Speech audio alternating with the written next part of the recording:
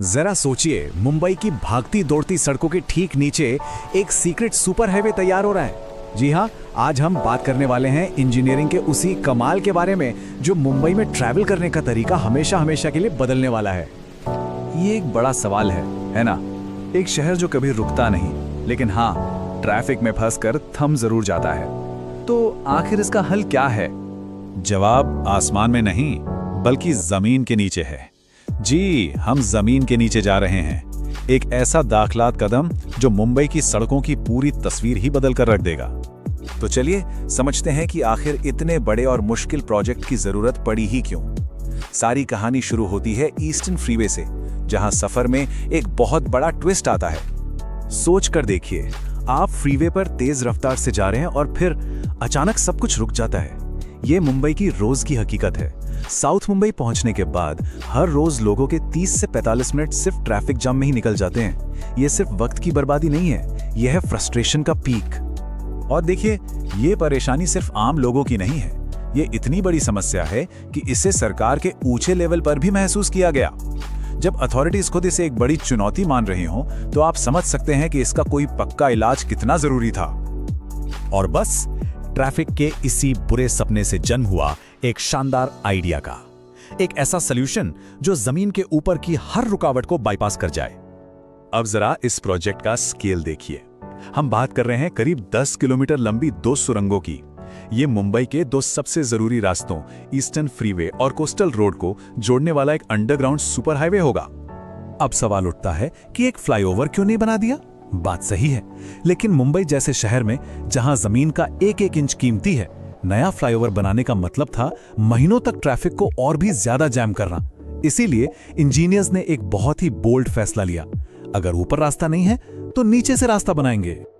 चलिए अब आते हैं इस कहानी के सबसे एक्साइटिंग पार्ट पर। अब हम देखेंगे कि कैसे इंजीनियरिंग की मदद से जो नामुमकिन लगता है उसे मुमकिन बनाया जा रहा है।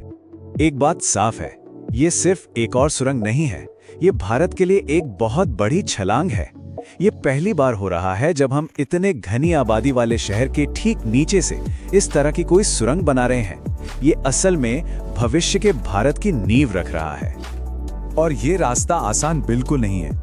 जरा सोचिए, ये सुरंग किसी खाली जमीन के नीचे से नहीं, बल्कि एक जीते जागते धड़कते हुए शहर के नीचे से गुजर रही है। 700 से ज्यादा बिल्डिंग्स, सदियों पुरानी हेरिटेज इमारतें और मुंबई की लाइफलाइन कही जाने वाली लोकल ट्रेन और मेट्रो, इन सब के नीचे से बिना किसी को कोई तकलीफ दिए। अब इस बात पर एक पल के लिए रुकिए और सोचिए, ये सुरंग सिर्फ जमीन के नीचे नहीं है, बल्कि जो मेट्रो लाइन पहले से ही जमीन के नीचे है उसके भी 50 मीटर और नीचे से गुजरेगी। ये इंजीनियरिंग की प्रिसीजन का वो लेवल है जो सच में हैरान कर देता है।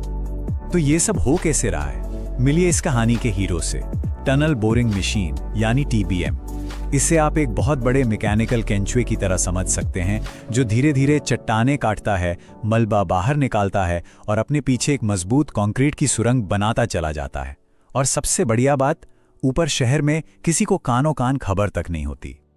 ठीक है, इतनी इंजीनियरिंग, इतनी मेहनत, लेकिन आखिर इसका आम मुंबईकर के लिए क्या मतलब है? चलिए अब बात करते हैं कि ये सुरंग लाखों लोगों की जिंदगी को कैसे और कितना बेहतर बनाएगी। ये है इस पूरी कहानी का सबसे बड़ा रिवॉर्ड।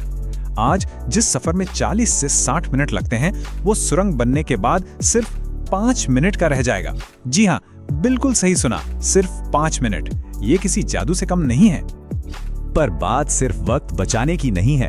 सोचिए, कम ट्रैफिक का सीधा मतलब है कम धुआं, कम शोर और शहर में सांस लेने के लिए ज्यादा साफ हवा। ये सिर्फ एक सड़क नहीं, ये मुंबई के लिए एक बेहतर और हेल्दी भविष्य का रास्ता है। इस सुरंग को सिर्फ एक प्रोजेक्ट की तरह देखना सही नहीं होगा। ये एक बहुत बड़ी तस्वीर का एक छोटा लेकिन बहुत ही जरूरी हिस्सा है। चलिए देखते हैं कि ये प्रोजेक्ट पूरे भारत के भविष्य के लिए क्या मायने रखता है। ये प्रोजेक्ट पूरे देश के लिए एक बेंचमार्क सेट कर रहा है। ये दुनिया को दिखा रहा है कि भारत अपने सबसे घने शहरों में भी वर्ल्ड क्लास और फ्यूचर रेडी इंफ्रास्ट्रक्चर बना सकता है। ये दिल्ली, बेंगलोर और कलकत्ता जैसे शहरों के लिए एक बड़ी प्रेरणा है। तो ये सपना हकीकत कब बनेगा? TBM मशीनें तो पहले से ही अपना काम शुरू कर चुकी हैं, और अगर सब कुछ प्लान के मुताबिक चला तो उम्मीद है कि 2028 तक, बल्कि शायद उससे भी पहले, मुंबई के लोग इस सुपर हाईवे पर सफर कर रहे होंगे।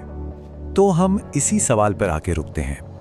जैसे जैसे हमारे शहर और बड़े और घने होते जा रहे हैं, क्या जमीन के नीचे जाना ही आगे बढ़ने का अकेला रास्ता बचा है?